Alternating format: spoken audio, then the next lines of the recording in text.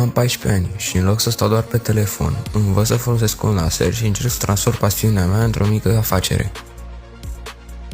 Astăzi personalizez un breloc din inox. Pare simplu, dar până să ajung aici, am greșit o mulțime de gravuri și am învățat din fiecare.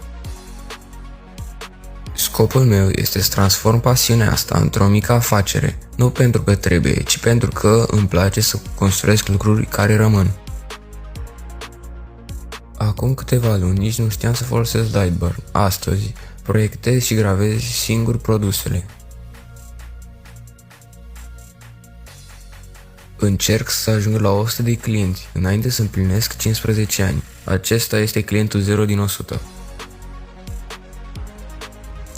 Dacă vrei să urmărești progresul, ne vedem în următorul clip.